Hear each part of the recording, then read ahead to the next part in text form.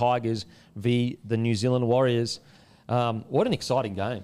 Back and forth, usually a Sunday night game like this, you'd think it's going to be a bit of a bludgeon, but I loved it. I thought it was super exciting.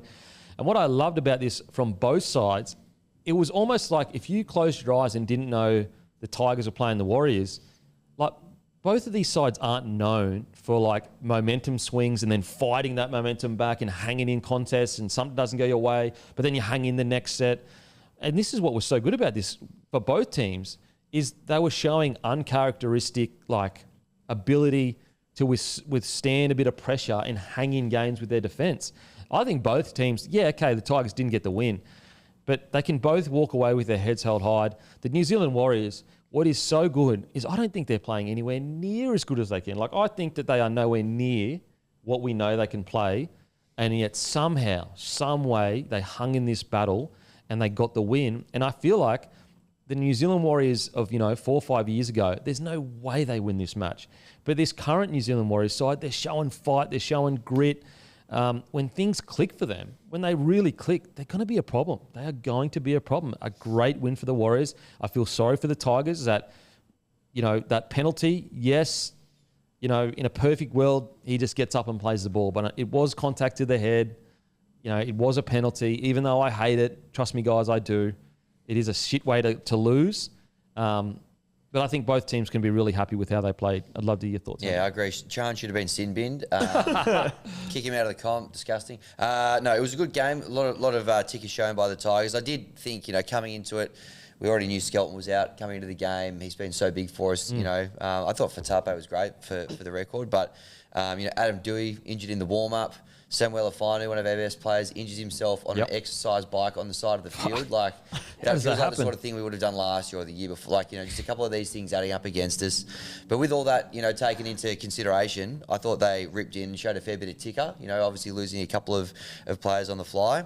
Got a little bit unlucky with the penalty at the end. Had our chances. Obviously Buller went through as well, and there was an obstruction, which was there. But, we had our moments probably to win the game, the Tigers. But... again, years gone by, a few things like that go against the Tigers. It's all of a sudden a 20, 30-point blowout. It hasn't been that this year. The two games that they've lost at Campbelltown have both been by 2 points. Yep. They're ripping in. There's definitely an attitude adjustment. They did really well to keep themselves in it. Yeah, had their chances to win it. But, again, I think, it's a loss, but it's not like a complete car crash of a situation. That there's something to build off there. And I think that a lot of Tigers players will look at that and go, the game was there to be won, and we were missing some key players in key positions. Dewey's important. He's a senior player. Yep. Fainu, he's important. I think that I really like what they're building. And I've got to give Benji credit. As I said, I felt like the biggest question heading into this year was, is Benji a head coach? And I'm not fully ready to go, 100% NRL coach. However, I'm much closer to that because I feel like he's really building, is he as X's and O's as, a Serraldo? Probably not, because he hasn't had that experience. But is he galvanising this team really well? Is he being a good man manager? It seems so. Yep. It seems so. They want to play for him. Yeah. So, that's half the battle. I mean, that's what Wayne Bennett is. I've been in Wayne Bennett video sessions. It's not like he's sitting there, you're writing 2 pages of notes and you've got to do all, he's just making you happy and wanting to play for the jersey. If Benji can do that, and he's been under Wayne, has a lot of respect for him, that's all you need. The other beauty of it too, Benji doesn't have a squad that I think you want to play X's and O's with. Yeah, they just play footy. Just let have him a go. crack. Galvin, once again, just taking him on every single time he had the ball. What about that play? And it led to absolutely nothing. But that play, Galvin had the ball, he threw it to Luai, he danced, he threw it back to Galvin, and they just went between each other. Everyone was like, just get the fuck out of the way of this. But I love the way that they do it. And this is what I was saying last week about them, is it's all over the shop. There's not much structure to it, but you've recruited a bunch of players that if you threw a ball in the middle of them in the backyard for touch footy, every single one would be keen, up on their toes, let's play some footy. They're just footy players. And I know it sounds like cliche, but how can you not watch that West Tigers team and say they're just footy players? They just compete. You imagine a world where Payne Haas didn't exist, how much the world would be losing their minds. Oh, my God. Terrell May. Look, I'm losing my mind anyway over Terrell May. This guy is you know when I lost my mind the most? So him and, I think it was Halasima, shaped up. Yeah. And so usually when a bloke has your jersey like this and it's his arms straight, you're very rarely going to win that strength battle with him because he's already got his arm locked out and he's got he feels like that. Terrell May just yanked him back in and pushed him back. And I just went like, bro, you know how, like, Halasima is a beast. Yeah. Terrell May's strength, like, must be phenomenal. And I mean, we've seen it. Like, we've seen it in tackles and that. But, like, mate, this guy, I'm going to be honest, he's playing even better than I thought he would. Yeah, like, agree. even better. You know, the other thing that he's doing, which, I thought Luai would do this coming to the club, raising the standard of some of the players around him. I think Terrell May is getting the best out of Fanua Pole playing alongside him. He was involved in 2 of your tries. Unbelievable. Scored that one with like a couple of players hanging off him. This has been his best season so far. I reckon he's just really learning off the guy alongside him, and it's bringing the best out of him. Well, it's been a great signing. If you get a chance to watch that try that Bloke scores, just to show you the gravity that Terrell May has, Appy comes out and James Fisher-Harris is defending it, and he has just got all eyes on Terrell May going, how the fuck am I going to... More like seeing red. Fisher-Harris is sitting there seeing red, just going, I can't wait for this contact. But it's Appy. Like, he's got a million options. He was just all eyes on Terrell May, turns it inside to Bloke, who just... he had I think he had a bad missed tackle early, had an offload that hit the deck. Yeah, so I think Fisher bumped him initially. That's right. And offloaded and they scored. Yeah. But, mate, just his feet around the ruck... He's lethal. He literally was involved. So he was the play the ball for the next try that they scored, where they went, I think they went short side. Galvin hit Seyfarth. He made a line break and then passed and they scored. That was off a quick play from Bloke. Like, you got a 1-2 punch of Bloke, Terrell May, and they're not breaking the bank. Bloke would probably be on like 300-400K. You've got Terrell May, 202 metres, 60 post contact. Bloke, 180 metres, 66 post contact, he 6 also tackle played breaks. 69 minutes. Like, he played a big stint as well. Terrell May played 80 minutes. Yeah. So these are the stats for Terrell May. 21 runs, 202 metres, 60 post contact, 3 tackle breaks, 3 offloads, 48 tackles, only 1 miss. That's just ridiculous. That's Payne Haas areas. Like, that's Payne Haas areas. For 80 minutes, 48 tackles, 1 miss. Like, in wet, awful conditions. Yep. Like, I don't remember the singular missed tackle, but there's every chance you probably bloody slipped over or something. Yeah, That's ridiculous. Crazy. And what I like is, like, you've got guys like Terrell May and guys like Luai, like, they got a chip on his shoulder. Like, they it's us against them. It's me against the world. Like, it's just Best thing about it for the Tigers, and we'll obviously get to the Warriors after this, but, like, their marquee signing in Terrell May, he's been very quiet for them. Like, him and Galvin are still getting their combination sorted, and they've come on quite quickly. But as I mentioned last week, it's been a bit more of the Galvin show in attack. Jerome Luai, like, he's only going to have a bigger and bigger impact on games. He's obviously had an immediate impact in terms of, as you said, the boys being up and about, believing in themselves, and just the discipline he's brought to them. But in terms of him with his ball running ability and all of that, in terms of impact on games, he's been quiet so far. Yeah. He's only going to get significantly better. Yeah, absolutely. This feels like Godzilla and Kong. We're getting Terrell May and Payne Haas next week, head to head. And you just know that they're both sitting there looking at the... And they're probably mates off the field, but they're sitting there going, okay. Is Terrell May, like, does Laurie Daly have to pick him? Mate, I think he has to, doesn't he? Off the Yeah, bench I at the think very so. least. I just... Off the... Like, surely... Well, you go him, Haas... I mean, do you Barnett? start with him and Haas? And then do you bring Barnett off for, like, 30, 40 minutes of power? Just go and I sit? think you'll have to pick him. And, like, just in the Origin quarter, like, we see so many years, like, how quick, like, so many injuries in games and head knocks early on. You just go, people have to play bigger roles. Obviously, Origin's a different cauldron, but... Him and Haas. Oh, imagine having May to turn to if there's a couple of early head knocks. Or him and Haas. Yeah, and then just go, boys, we need you to play 65 to 80 over there. But yeah, sweet. I tell you, like, him and Haas at their best, like, fuck. Jeez, we're going to need Tino to fucking have a absolute blinder. Yeah, I think a lot of your Queenslanders are Carrigan. looking very good, and I'm a little bit nervous. But, geez, when I think about those two middle forwards in Origin... Mate, think about the offloads you could be throwing. Like, Haas had bloody 1,000 offloads the other week. Like, yeah, it's going to be interesting. In regards to performances, I will just stick on the Tigers and then we'll get to the Warriors. I thought Fatape was great. He was good. Mate, I just love the fight they're showing. I mean, they're just... Even like a guy like Toa, who... And again, I think Benji deserves a lot of credit for this because, mate, the amount of times in his career, Toa, because he come from the Knights, I think, to the Tigers, if I recall correctly, where you'll have this one game and you'll just be like, holy shit, is that friggin' Greg Inglis playing? Like, how good is he? and he's just never. But I feel like this year it's easily the most consistent footy he's played since he came back in the side. Week to week, he's been really good. Had another great game last night. He was good. Fatape was great. One moment he'd probably like back is the when Luai put the kick through at the end and he tried to kick it off the deck. It was the second tackle. Just jump on it. I know. You know, we were on halfway. I feel for him because, like, the idea was there. The idea was there. But you're right. Second tackle, mate. Just dive on it and get to the next play. What do they do, boys? Talon Silva, Latu Fainu. We've spoken about Fainu was great as well. We've spoken about time and time again, and I think one thing we probably didn't throw up in terms of how do they keep these two or how do they get them both playing regular first grade was them both being on the bench. They've done it. Yeah. He's a big boy, Latu. Does he just spend times to 13? I think so. I think he played too good to not keep him. I know he had that penalty towards the end. Well, he only really came in. He only really came in because we had to put Jack Bird to centre. And then he missed out, and then the 18th man was Fainu. So when that initially happened, I went, the bench is going to be too light here. This might be where we get found out. But then he came on and killed it. Didn't miss a tackle as well. Especially when you've got Royce Hunt there, who's like, Royce played 20 minutes in this. He's an impact forward. Makes things interesting. Can Benji make it happen? Because I was sitting there watching, he scored that try and you're just going, you really want him and Talon there somewhere. And he was the first pass to another try, to the Galvin kick, I think. He was the first pass squaring up. Because then you're like, if you do turn him into a middle forward for a bit to squeeze them all in and place him 13, you go, well, long term he's probably in the halves. Like, you don't want to put too much weight on him. In saying that, like, could you turn him into a full-time 13 and then you ease him in this year? Alex Twal, I mean, what would he be? A few years left, he'd be about 30 now, wouldn't he? 12? Yeah. Yep. I feel like it's the best thing for the Tigers but because of all of them, but not for him. 28, 12. Okay, so 12's got a few more years, but could you?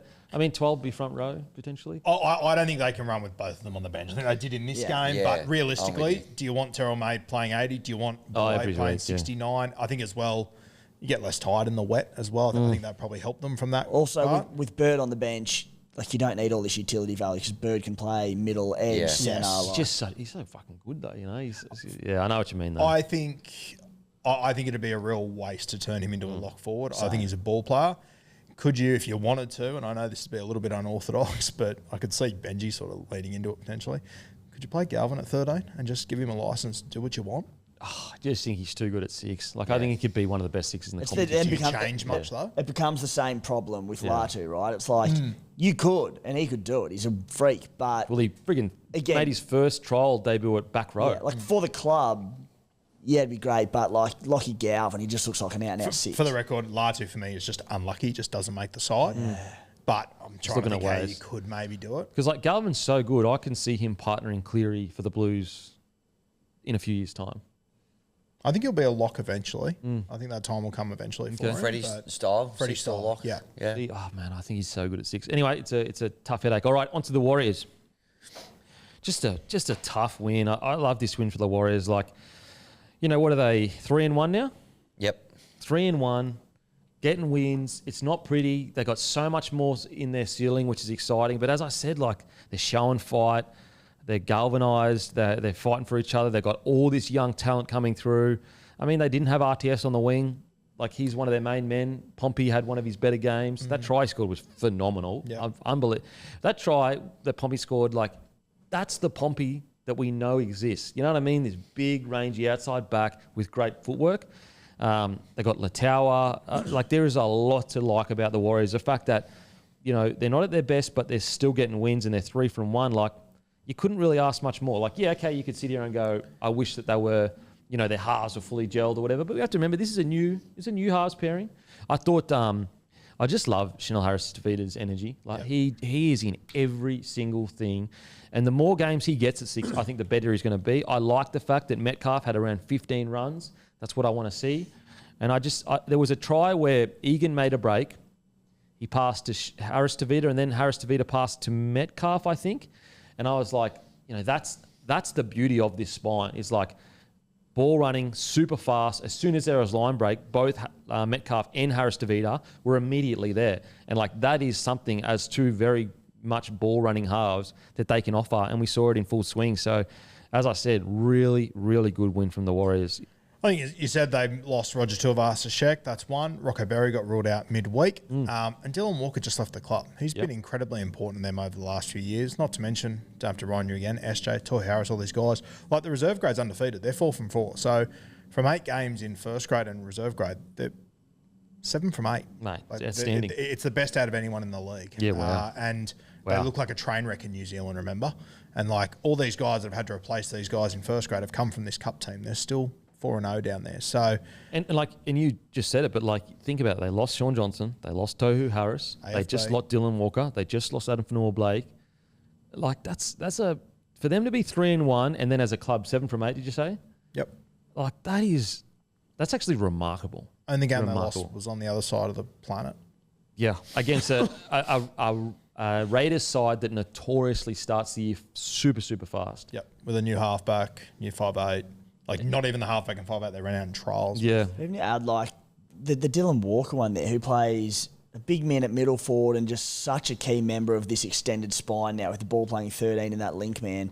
They come out like to complete at 83% in awful conditions in this game out at Campbelltown. So, you know, to sit there after Vegas, after that weekend and just go, all right, Penrith's going to lose their next 3, the Warriors are going to win their next 3. You'd be like, paying $1 million to 1. And do you agree that, like, I don't even think they're playing their best footy?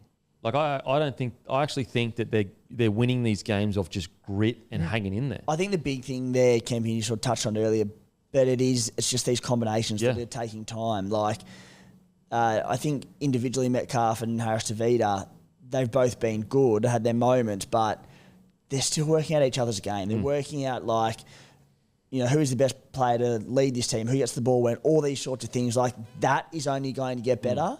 And to have won 3 on the trot with the new combinations, it's exciting. And I have to be honest, and as a Warriors side, like, we have to remember, like, or at least for me, the Warriors, they didn't used to be known for this. Like, they, you know, when things didn't go their way, it just wouldn't work. They were almost downhill team. You know, they'd bash you off the park and then they'd win big. Whereas what I'm so impressed is this, and Fisher Harris, I'm sure, has a lot to do with it. It's just the grit that they're showing, the toughness, the mental toughness to go, all right, things aren't really clicking for us fully yet, but we're going to hang in a game so that when the moment comes, we will take that moment and win the game. Coming back from Vegas, like the chat sort of was, the Warriors are going to be a train wreck this year. They're in 6th. The other 3 teams went to Vegas. Cronulla are 10, Penrith are 13, Raiders are 12. Jeez, that's weird, Cronulla being 10, because I've actually been pretty happy with the way they started the season. That's crazy. Yeah, as I said, they deserve a lot of raps, and what I just cannot wait for, because I think you're right in regards to these combinations. Like, it does feel like Harris Tavita being the leader comes more naturally to him, maybe, as in wanting the ball in his hands, kicking a lot. And so they're just going to have to find that balance of, like, when Metcalf injects himself. And to be honest, like, is it similar-ish to the Hines-Trindle situation where, you know, like Harris Tavita, although he plays more as a 6 role, but he's like the main guy that does a lot of the kickings, and Metcalf is more of the tip of the spear guy that get him the ball in good ball and he can create some magic. I don't know, maybe. I know they're very different, but I'm just saying, like, if you were to take the numbers off their back, you'd probably assume Harris Tavita is the 7 at times and Metcalf is the 6. But they're 3-1 now. Imagine if they can continue to build on top of this, and they're in round 20, they're sitting around 6th, and Metcalf and Harris Tavita click and get into full gear, they'll be unstoppable with Egan playing the way he played on the weekend. And the other thing is, like, you know, really disappointing to see Dill Walker leave the club and the whole that'll leave. But in terms of a club that with all these new faces, they're building something hopefully special in the next few years. It's going to promote the development of Valmunga, Halasima, who, like, Dill Walker's a big minute middle forward. Very different players, don't get me wrong, but we're talking about minutes in the middle. And Dill Walker, who's 50 to 60 minute middle forward there, he's gone. It opens up some minutes for these sort of blokes. Mate, I've got a sneaking suspicion Halasima's highlight reel by the end of the year is going to be pretty good now, especially because he'll probably have those minutes, you reckon? They'll probably give it to him, you'd say? I think so. Like, Aaron Clark just becomes vital to them as that sort of the 13, the link man, but probably Halasima. Yeah, which is super exciting. So, and also it's just about, like, recruitment as well. It's going to be easier to recruit into the market. So, they deserve massive, massive raps. What a bloody good win in regards to some... Sorry, I was just going to say before we... It's a huge 2 weeks for them. They've got a bye this week. They come out of that. They play Melbourne and Amy Park. I assume that'll be Jerome Hughes' return game. if they can come out of a bye and knock over Melbourne down there, it turns a disaster season after Vegas into, okay. Wow, this is a top-tier side. I've got to say, what an important win before a bye. The game was in the balance. Sorry, Hummy. And this, that 2 points, I know it wasn't the harshest penalty. I know that, in a perfect world, get up, play the ball, but it was contact to the head. But, like, going into that bye, all of a sudden, everyone at the club, there couldn't be a single person that isn't happy with the start of the season with the Warriors. They're 3-1. I just want to give, I know, we've been pretty, repeated this quite a bit, but, mate, Aaron Clark at 13, I cannot believe he wasn't put 13 long. Like, we have been saying this. How many years do you reckon we've been saying Aaron Clark 13? Too many. 4? Yeah, and the rest. And he's finally been given that opportunity. He's been, outside of maybe one game, he's been outstanding. Yeah, outstanding. He's been great. And I think he'll only get better. One name we haven't mentioned was, I thought he was tremendous in this game, Wade Egan. Mate, his deception is off its head. That try, was it Metcalf that ended up scoring it? Where he pushed it? Like, that's just, like, I love... If you go and have a look at Sean Johnson's Instagram story last night, that was the one clip that he put up. And you just tell that spine connecting is what they've been waiting for. For sure. And, like, just to see him get out and just the wide shot of Metcalf and Harris DeVita just streaming through, you're like, that. I'm sure that's Webster's vision in his head. Like, that's what he hopes. Just the way that Wade Egan, his deception around the ruck and those no-look passes, and, like, when it goes wrong, everyone wants to jump down his throat, and sure, but fuck, he's consistent with it. Mate, he's bloody pretty good at it. Like, fuck, you're being pretty harsh if you don't like that kind of technique. But I think there is, like, when the Warriors go poorly and he has a game like that, I think people come after him. Mate, he's so good at it. Yeah, absolutely. Anyone else stand out for you boys with the Warriors?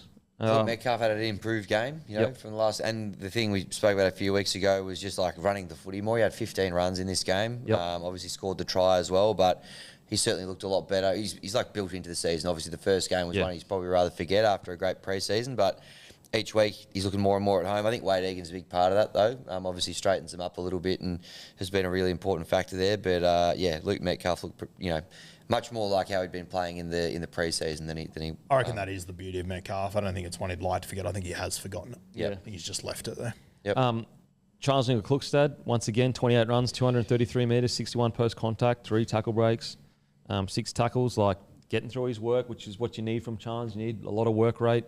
You look at, I really, they're not setting the world alight in regards to stats, but you do see the Barnett Fish combo pairing. It just seems to be growing each week. Like, they're understanding each other a bit better. They just seem to be working as a pack. And I know that sounds like obvious they're a forward pack, but I feel like, for example, Carrigan and Haas have a really good kind of yin and yangish relationship, and I think you're just starting to see that with Fish and Barnett. Like, will it ever reach the heights of Leota and Fish? Maybe not, I'm not sure. But I think you are starting to see that kind of gelling of the forward pack, the front row. I'd also love to see this side, and it doesn't have to be every set or whatever, but just I'd love to see them just 2 or 3 times a game just have a set player that just gets Leota some good ball, whether he's turning him under, you mentioned what the Dragons do with Val Holmes and Moses Sully. I'd love to see that happen to him 2 or 3 times a game. I felt like every time they went down that right edge, his timing was a little bit off, and I don't feel like it was him. I feel it was the blokes inside him. I wish they would just give him 2 or 3 golden opportunities a week to show what he can do. I thought in attack, 38 minutes, Jackson Full was phenomenal. 14 runs, 147 metres, 62 post contact, 8 tackle breaks.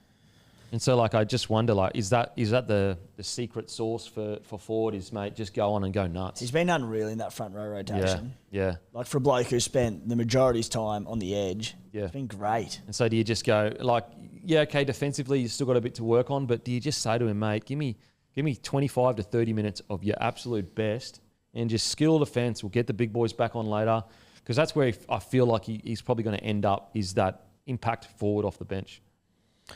I'm not going to wrap him, because every time I do, he drops 3 balls the week after. So, big forward guy, I'm just going to let him be.